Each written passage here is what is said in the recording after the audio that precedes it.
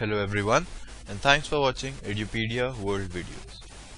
In the last few lectures we've seen the basics of the theory of laws of motion, and now we'll see how we can use this theory to solve various different kinds of problems. So let's get to it. The simplest problem with which I started last time was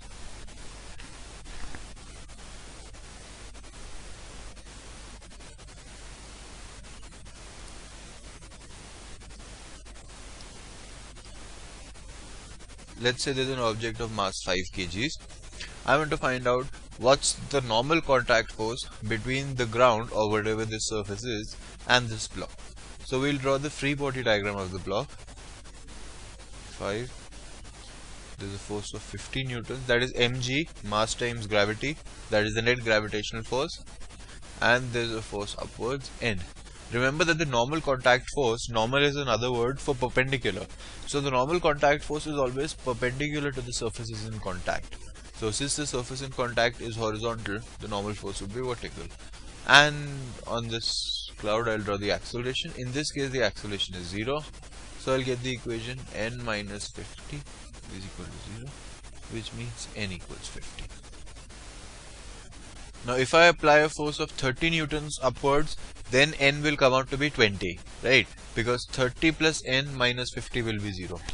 But the normal value can have a minimum value, the normal force can have a minimum value of 0. It cannot be negative, meaning there is no force in the downward direction. And we can see that because if this block is not stapled or nailed down to this surface can push the block if I push it downwards. But if I start pulling this block, this surface has no reason to attract it, right? So the normal force had the property that it can only push. I'll write it down.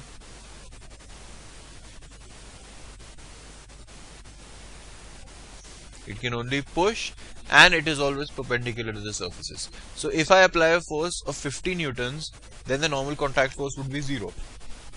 But if I apply a force greater than 50 newtons, then the normal contact force would not go in the opposite direction, it would stay 0. In fact, the moment I apply a force greater than 50 newtons, the block would be lifted up and it would not be in contact with the surface anymore. And if the surfaces are not in contact, they cannot apply a normal contact force. So then the particle will start moving with an acceleration upwards. Okay. The second thing we saw was how to deal with ropes.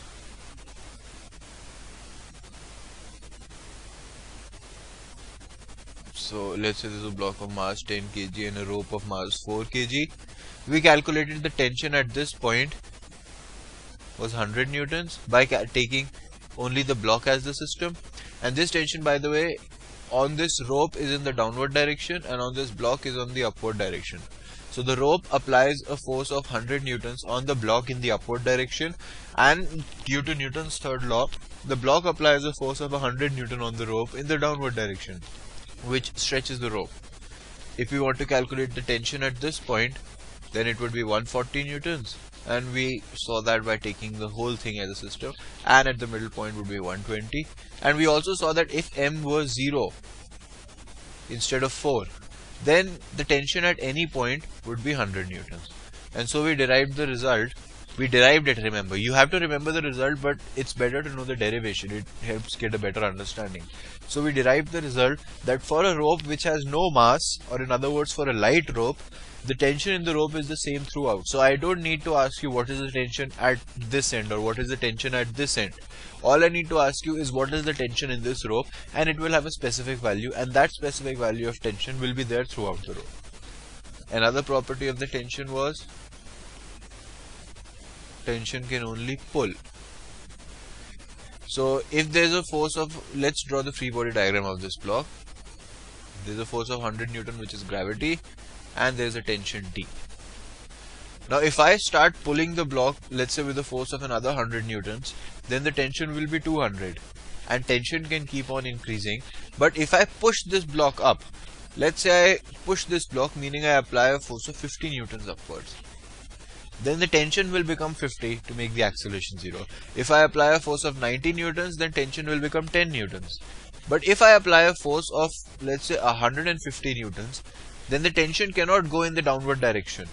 Okay, so if I push this block upwards with this force greater than the gravitational force, the block will go upwards and the rope will slack, right?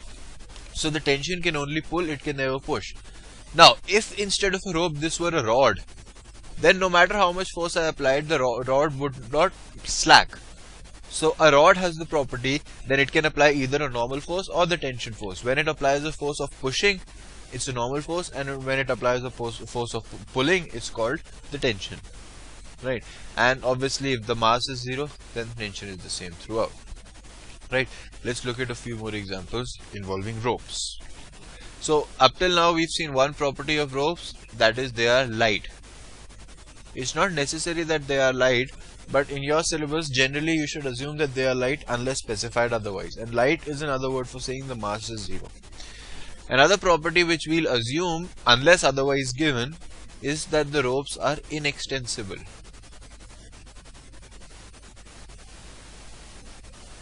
So if you take a rubber band and you pull it, or if you take a string made of the same material as the rubber band and you pull it, the length of the string would change dramatically. Such materials are called elastic materials, and we'll study them in detail later on. But strings we'll consider to be inextensible, and if you pull a string, let's say a 100-meter string, the length might increase by a centimeter or 2 centimeters or so, but for our purposes that will be negligible. So the strings are inextensible, and what that means is that has a very important consequence. It helps us to determine a certain type of conditions which are called constraint relations. So let's say this is a block of mass 10 kg, this is a block of mass 5 kg, and I'm applying a force of 150 newtons to pull the block, right? So the first thing we'll do is we need to find out the acceleration of both the blocks. So the first thing we'll do is draw the free body diagram. Now, how do you draw the free body diagram? You don't know yet because you don't know the system yet, right? Remember the algorithm I told you. The first step is to choose a system. I could choose either of the blocks as a system or the combined thing as a system, right? In this case, let's say I choose either of the blocks as a system, right? Why can I choose it as a combined system? I'll show you in a minute. So the 10 kg block has a force of 100 newtons downwards. Never forget gravity. It has a normal force upwards, and since there is no motion in the vertical direction, it is obvious to us that N will be equal to 100, right? And there is a force, let's call it T. Now T is the tension in the rope. I don't need to say T is the tension on the left side, because if we are given the rope is light and inextensible, then T is the same throughout. So the force of T towards right. And let's say it has an acceleration of a1 towards the right. Not just the magnitude, the direction of acceleration should also be drawn. It's important. For the 5 kg block, again. Now, when you start getting more experience, you'll stop drawing these vertical forces. Let's call this N1 and N2. N1 and N2. Because we know there are no consequences. This has a normal force of 100 Newton balancing the gravity. This has a normal force of 50 Newton balancing the gravity. Right, but for now, when you're beginners, it's good practice to draw it. A force of 150 newtons here, and T in this direction. So remember, this T acts like this. Two forces of T act on the rope due to the two blocks, extending it, pulling it. And on this block, T acts towards the right, which is the reaction of this, and on this block, T acts towards the left, which is the reaction of this T. And let's say the acceleration is towards right, and it's a2, right? So n1 equals 100, that gives me n1. n2 equals 50, that gives me n2. Let's take the two equations in the horizontal direction, right? The first equation will give me T is equal to 10a1. The second equation will give me 150 minus T is equal to 5a2, right? We'll take the right direction to be positive in both. So T is equal to 10 into A1, force is equal to mass times acceleration. 150 minus T is the net force towards right. It will be the mass times the acceleration. Now, you studied linear equations before, and you know, let's say to solve 5 linear equations, I need to have, to solve for 5 unknowns, I need to have 5 equations. Right? If we have 4 equations and 4 unknowns, we can solve it. In this case, we have 3 unknowns, but only 2 equations. So we cannot solve this question, right? There are more unknowns, then there are equations. We could choose any value of t and a1, and correspondingly we could find the value of a2. So there are 3 unknowns and there are 2 equations. However, we can find a third equation, and the third equation comes from this property that the string is inextensible. If the string is inextensible, then let's say this block moves x1 meters towards the right and this block moves x2 meters towards the right. Then since this block is moving x1 towards the right, this part of the string increases by x1 and this part goes towards the right by x2. So the string increases its length by x1 minus x2. But we know that the string is inextensible, so x1 minus x2 has to be equal to 0. That means x1 equals to x2. You can see this directly as well. If the string is inextensible, if this moves 2 cm, this 10 kg block also has to move 2 cm. You differentiate it twice. First you'll get v1 is equal to v2 and then you'll get a1 equals to a2. So this is the third equation. And the first 2 equations we've gotten from Newton's second law. The third equation is what we call a constraint relation.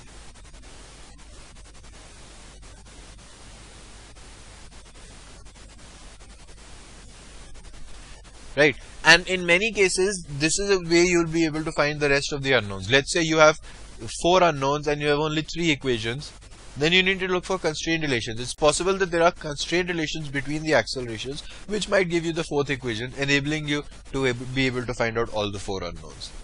So using these, a1 is equal to a2, I can just remove this equation and I can write this as a1 as well.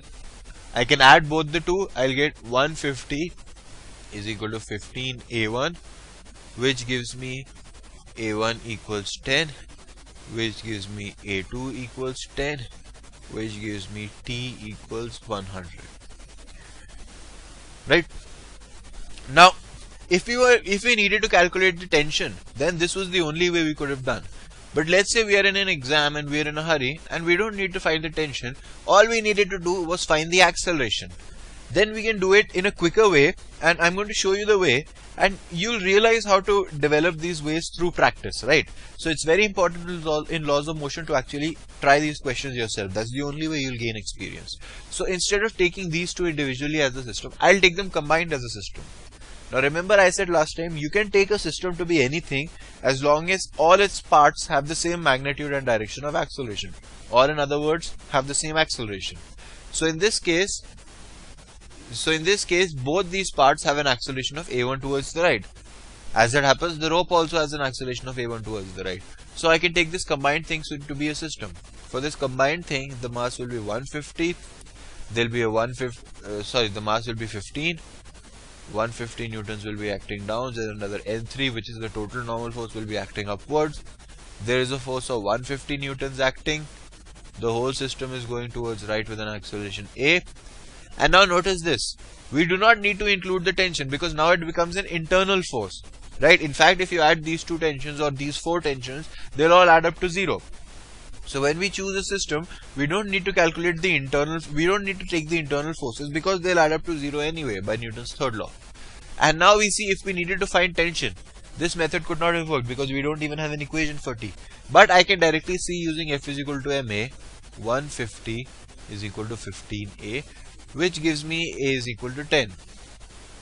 So we saw how to do while using this and this individually as a system, but if we just needed the acceleration, we could have taken this combined thing as a system. Right. Let's move on to another class of questions which is very important and which are called systems involving pulleys. So this is what a pulley is. Let's say I'll have a mass of 20 kgs. And on the other end, I'll have a mass of 50 kgs. And let's say this pulley is attached to a ceiling. Right? So,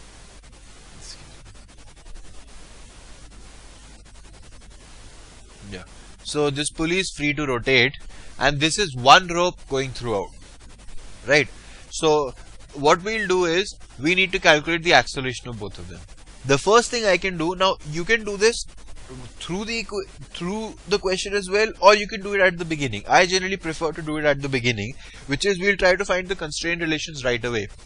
So it seems obvious to us that the 50 kg block will go down and the 20 kg block will go up, right? So let's say this goes down with an acceleration A, and this whole rope, remember one extensible piece of rope, if this comes down with an acceleration A, since the rope is inextensible, this has to go up with an acceleration A, right? Because if this moves down 1 centimeters, then the length of this side of the rope is increased by 1 centimeter. The length of this rope on the semicircular part is constant, it's pi r. So the length of this rope has to decrease by 10 centimeters, which means this has to go up 10 centimeters. So x1 will be equal to x2. You're differentiated with respect to time twice. You'll get a1 equals to a2. So this is the constraint relation which I've already used to eliminate one equation. In the last case, what I did was I got a1 and a2 and I equated them, and that was another equation. In this case, I will not even define the two variables. I'll just take the variable to be a. The next thing, because the rope is inextensible, the tension in the rope will be, because the rope is light, the tension in the rope will be T throughout. Actually, there's a little subtlety here. The fact that the rope is light tells me that the tension in this part is constant. And it also tells me that the tension in this part is constant. But from that, we cannot really derive that this tension is equal to this tension. It could be T1 and T2. And you'll have to wait a little bit for that answer. For now, I'll just tell you, and it sort of seems logical itself, that the pulley would also have some inertia. If you want to rotate a pulley, you want to apply a certain amount of energy or a certain amount of force, right? So for now, we'll take the pulleys to be light as well. And if the pulleys are light, then they don't need any force to make them move. So this tension will be equal to this tension. In fact, if these two tensions were different, the pulley would have a slight force acting on it, and since its mass would be 0, it would move at an infinite speed. Right. So this thing, just remember for now. Later when we move on to rotational mechanics, we'll see how to solve with pulleys having mass as well. And in this case, these two tensions would be different. Right. For now, we'll assume the pulley to be light, and if the pulley is light, just take my word for it that the tension on this side of the rope will be equal to the tension on this side of the rope. It should make a little bit of sense to you, because if the tensions were different and the pulley has no mass, it would start moving at an infinite speed, right? I hope that makes sense to you. So let's draw the free body diagram for both of them. By the way, in this case, I can't take the two masses combined to be a system because they don't have the same acceleration. Yes, they have the same magnitude of acceleration, but the direction is different. So the acceleration vectors for both of them are different. In fact, if I were to take both of them as a system, there would be a force of 2t acting upwards and a force of 700 Newton acting downwards. But what would I write the acceleration to be, right? I don't know. Should I take it to be up or down? So you can only take systems which have the same parts in the acceleration. So the 20 kg block will have a force of 200 newtons acting downwards and a force of t acting upwards, and it moves upwards with an acceleration a.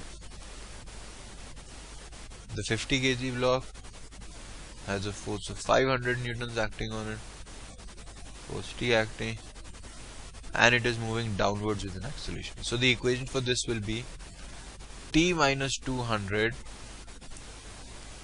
is equal to 20a, and the equation for this will be 500 minus t is equal to 50a. We are just using Newton's second law, force is equal to mass times acceleration.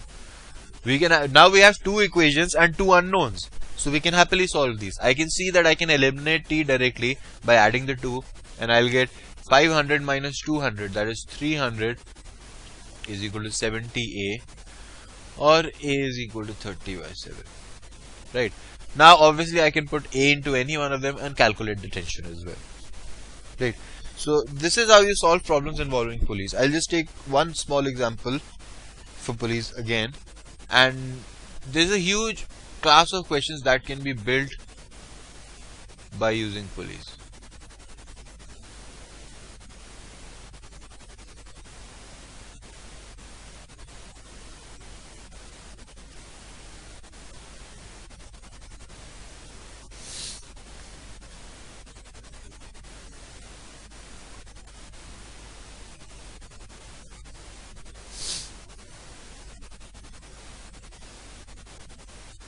Okay, so in this case, this is the setup.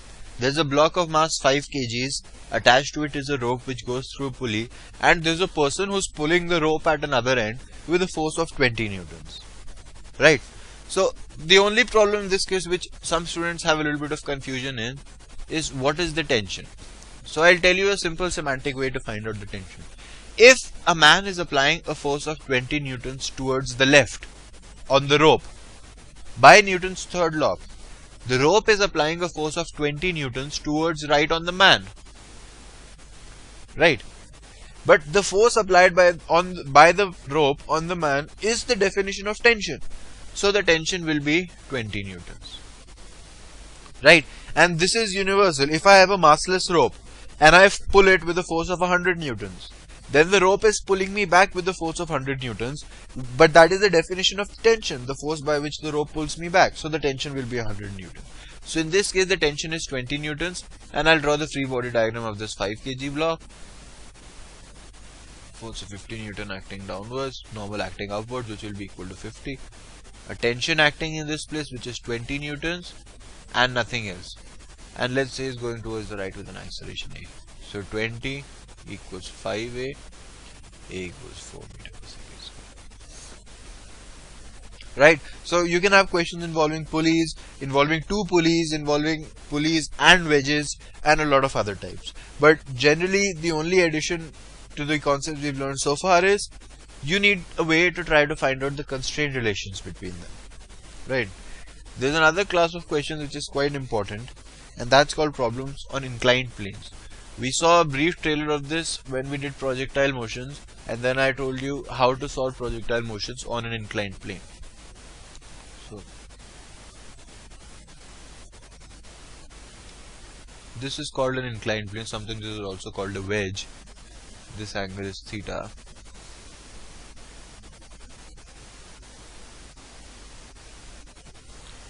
There's a block of mass m. Let's consider the wedge to be fixed.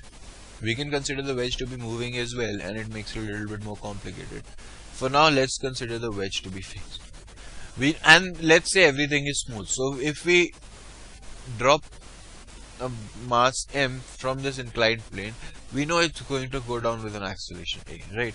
We need to find out what this acceleration a is. So let's draw the free body diagram. Now the free body diagram starts getting a little tricky, so pay attention. The mass is m. There's a force of mg acting downwards. Now in this case, is the normal acting upwards? No. Remember the normal contact force. Normal is another word for perpendicular. So the normal contact force is perpendicular to the surfaces in contact. In this case, this is the surface in contact. So the normal force will be perpendicular to this. So the normal force will be at an arbitrary direction. Let's call it n. Now what will this direction be? It's always a good idea to resolve the angles. So this angle is theta. That means this angle is 90 minus theta. Right? If this angle is 90 minus theta and this angle is 90, then that gives me that this angle is theta. Right? You can verify it on your own, and you should. So this angle is theta, which also tells me that this angle is theta. Right? And this is the direction of the inclined plane. And the acceleration of the block we know is downwards, and the acceleration a. We know the acceleration is downwards towards the inclined plane, right?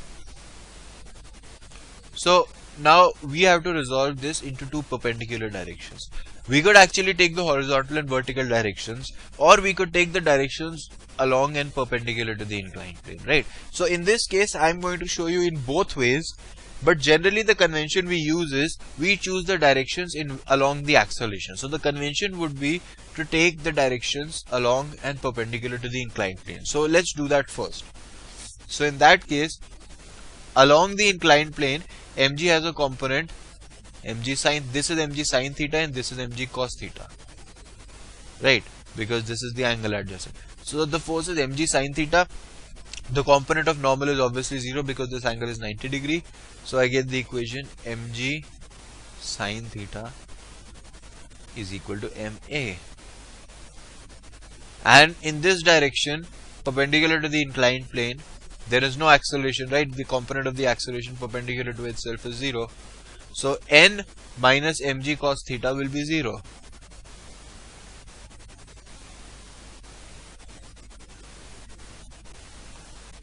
So the first equation gives me the acceleration, g sine theta, and the second gives me the normal force, which is mg cos theta. right? So this is our result. But what if we wanted to solve it in the horizontal and vertical directions? So let's do that. So we'll have to resolve the accelerations as well, right? So keep track of the angle. This is theta, this is also theta. If this is the acceleration, these are alternate interior angles, so this angle is theta, so this angle is theta as well. So let's take the horizontal direction first, and let's take the left direction to be positive. So our equation will be n sine theta equals, because the component of mg in the horizontal direction will be 0, so n sine theta is equal to mass times a, but not ma, because if we are taking it in the horizontal direction, we have to take the component of ma in the horizontal direction. So, and this is a, so this is a cos theta, ma cos theta. And the equation in the vertical direction would be mg minus n cos theta equals, because the downward force is mg, the upward force is n cos theta, the acceleration is a sin theta downwards, so is equal to ma sin theta, right? So now we need to solve these two equations, right? So the best thing I can see is I can multiply the first equation by sin theta, I can multiply the second equation by cos theta and subtract, so the RHS will cancel, right? So, excuse me, this part becomes n sin square theta minus mg cos theta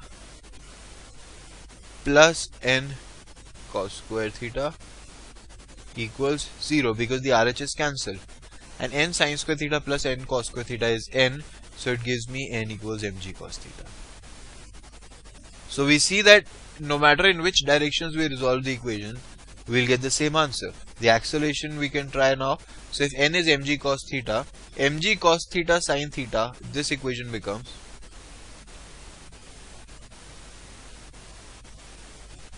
mg cos theta sin theta equals ma cos theta. So a equals g sin theta,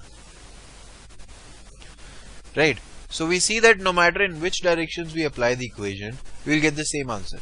In fact, in this question, we had two unknowns. We didn't know the acceleration and we did not know the normal force. So we needed two equations. We could have taken the horizontal and vertical direction, or the directions along in perpendicular to the incline, or in fact we could have taken any two directions. In fact, we could have also taken the upward direction and the direction along the incline. They're not the same equations, so they are two independent equations. All we needed was two equations and we got the answer. The reason I stress this is because later on when you solve questions and you're stuck on a question, you might ask somebody for the solution and they might do it in a particular way. And then a very reasonable doubt you might have is, how did I know that in this way I'm supposed to solve the question? So the truth is, there is no one way to solve questions involving laws of motion. You can take any system as long as you follow the rules. You can solve in any directions as long as you follow the rules and as long as you don't make errors. So this is the methodology which you need to develop, is to be sure no matter which directions you apply the equation in, you'll get the same answer. I'll take one final example, and this is going to be a slightly complicated example. In this example, we'll use all the ideas we've learned so far, including the ideas of pseudo force, that is solving the problem in another frame. So we'll do the same question, but in this case the wedge will also move.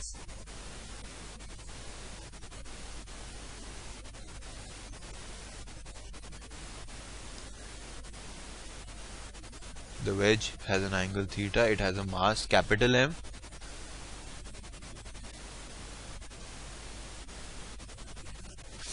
There's a block of mass small m, and we've just let the system go.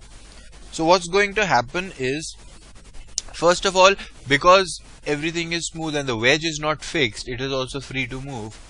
The wedge will go this side with an acceleration a. Let's call it a1 for now, right?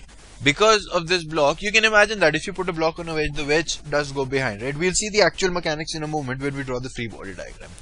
We also know that this block will go down, and let's call the acceleration a, right? Now, this is a very tricky point, and this is the whole point of this problem. This is a very standard problem, and the point I'm trying to tell you now is the whole gist, and that is, this acceleration a is not really the acceleration in the ground frame. this acceleration A is the acceleration which, for example, I would see if I was sitting on the inclined plane. It is the acceleration in the inclined plane. You can see actually that if this is the situation at one point, right? If this is the situation at one point, at the next instant, this block will go here, but this inclined plane has shifted towards the right. So this block will actually be somewhere like this, right? So this block moves down the incline, and since the incline itself is going back, the actual motion of the block might be something like this, right?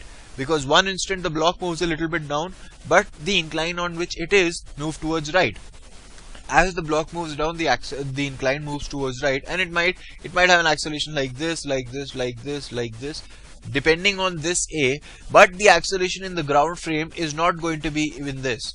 If this is the situation at one point, at the next instant of time, this block will not be here. It will be slightly towards the right. So this acceleration A, which to us seems to be the intuitive and the natural acceleration, is actually the acceleration relative to the incline. It is not the acceleration relative to the ground. So the acceleration relative to the ground is, how do we do that? Acceleration of m, small m, relative to capital M is acceleration of small m minus acceleration of capital M. Right. And this acceleration of m with respect to m is a.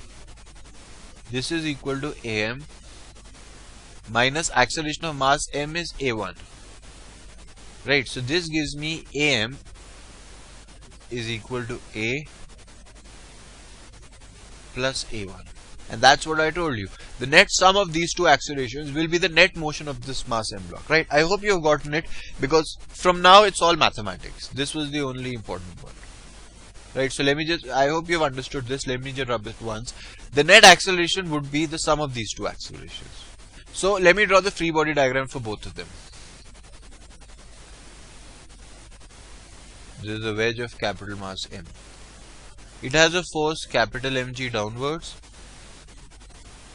It has a force upwards. Let's call it N1. Now this force N1 is the force by this ground on this block. Right. If the whole system is on the ground will be applying the force. There's another force, we'll call this N, and this is actually the force which has a component in the horizontal direction and which causes the block to move in the horizontal direction. And this force is the force between these two. Right, these two blocks, capital M and small m, are in contact, so they will have a normal contact force, and it will be perpendicular to the surface. So this will be the direction. Right, and this will be theta, so this is 90 minus theta. So this will be theta. Right. We can see it another way. This is mg. So this will be theta. And the acceleration of this is a1 towards the right. Now in this question, I hope you'll see how it becomes much easier to solve problems after you've drawn a proper free body diagram. Right. Let's take the small mass m. It has a force mg acting downwards. It has the reaction of this normal force. This normal force is the force applied by small m on capital M. It will have a reaction on this block. N. Right. And obviously this angle is also theta. And this is the part where students make mistake. They write the acceleration of this block to be a in this direction. But that's not the acceleration. The actual acceleration is the sum of these two vectors. Right. With this angle is theta. We'll not calculate the sum explicitly. We'll just, instead of taking the component of the sum, we'll take the component of the parts. Right. Now we've drawn our FBD. Now most of our work is done. I'm not going to get the actual answer. I'm just going to write the equations, and I know that you can solve them at home. So the vertical equation for this will give me N1 equals capital Mg plus n cos theta. Actually, this equation will not be of much use to us, and the reason for that is we'll get a number of equations, and this equation will be the only equation containing n1, right? Because n will have components in the horizontal direction as well. So after we've calculated everything else, this is the equation which will enable us to calculate n1 if needed. The equation in the horizontal direction would be n sine theta is equal to capital M A1. Right, so these are the two equations. For this, what would the equations be? Again, I can do in any way. I can take it along and perpendicular to the incline, or I can take it in the horizontal and vertical direction. I'll take it in the horizontal and vertical direction just for the sake of it. I want you to do it the other way and see that the equations are the same. The same thing as we did last time. So if we take the horizontal and vertical direction, in the horizontal direction there is only one force, that is n sine theta. Right, because mg does not have a horizontal component. And this n sine theta will be equal to small m times the acceleration towards the left. The acceleration towards the left would be first of all a cos theta minus a1. Right, because that is the net acceleration towards the left. And this is where students generally make a mistake. They forget to take this minus a1, because ultimately the seed from that comes from the fact that they take a to be the acceleration relative to the ground, which it is not. Vertical direction gives me the equation n cos theta minus mg. Now I've made a slight mistake. I haven't made a mistake. I should have taken the downward direction to be positive, because a is in the downward direction, right? But I've taken the upward to be positive, so I can remedy that by writing minus m a sine theta. Right. So mg minus n cos theta would have been m a sine theta. A1 would have no component in the vertical direction. But since I took n cos theta minus mg, it's minus m a sine theta. So 1, 2, 3 and 4. These are our 4 equations.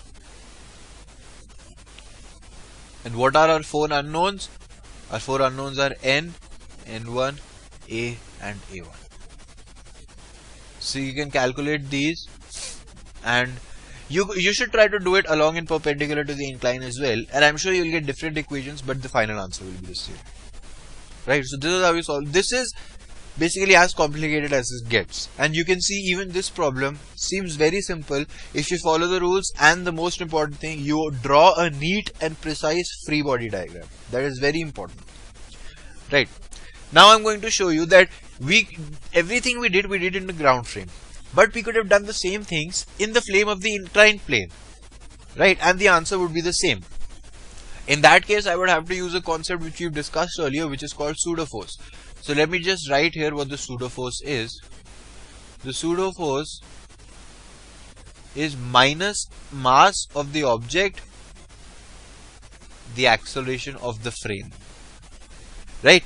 And you can use F is equal to ma in non-inertial frames as well, as long as you include this as additional force. This takes care of the correction, the error of which comes from the fact that we use a non-inertial frame. So the first 2 equations will remain the same because they are in the ground frame, and the third and fourth equation, instead of writing it in this frame, the ground frame, I'm going to write it in the frame of the inclined plane. And you'll see that pseudo force generally gives a lot of trouble to students, but you'll see that the concept is incredibly simple. So all I have to do is I have to take my eraser and I have to rub this acceleration, right? And the reason for that is, since I'm working in the frame of the inclined plane, the acceleration is downwards the inclined plane, right? That's what I told you. If I was sitting here, I would see this going downwards. I wouldn't even be aware of the acceleration of capital M because I'm sitting in that frame. But obviously we know that if these results were correct, this would give me a wrong result since I just rubbed out one term. How do we take care of that? We add a pseudo force, and the pseudo force would be towards the left, and it would be MA1, right? And why it's towards the left? A1 is towards the right, so we had to take the opposite of that. And another point where students make error is they sometimes write this as capital A1. No, the mass of the object and the acceleration of the frame. The object is small m, right? The frame is capital M in this case. So again, you can do this in the along and perpendicular to the inclined plane. I'll do it in the horizontal and vertical direction because that's what I did in this place. So the horizontal direction gives me the equation now: n sine theta plus MA1 is equal to MA cos theta, and the vertical direction gives me n cos theta minus mg is equal to minus MA sin theta. And you see that the second equation is completely unchanged because A1 is in the horizontal direction. And what happened in the first equation? Well, this equation is exactly the same as this equation except you've taken MA1 towards the right. And mathematically these two are the same, but psychologically as a beginner it helps to solve in non-inertial frames because you can visualize things more clearly. So instead of trying to understand how the acceleration of this is actually the sum of these two, you could simply take the acceleration to be this and you add the pseudo force in the non-inertial frame and you're good to go. You don't need to take care of anything else. So in this case I showed you, we could have solved this A by taking these two as different systems. We can't take them as a combined system because they have different accelerations. B, we could have resolved the equations along and perpendicular to the incline or in the horizontal and vertical direction or any two random directions as long as there are two different directions. And C, we could have solved it in the ground frame, in the frame of capital M. Just for fun, if you want to solve the whole question in the frame of small m, you can try to do it as well. I guarantee you if you don't make any errors, the answers will come out to be the same. In the next lecture, we'll start learning friction, and the theory will be very little, but then as we join more and more concepts into such examples, you'll see that the range of problems we'll be able to solve grows exponentially. Right? Thank you.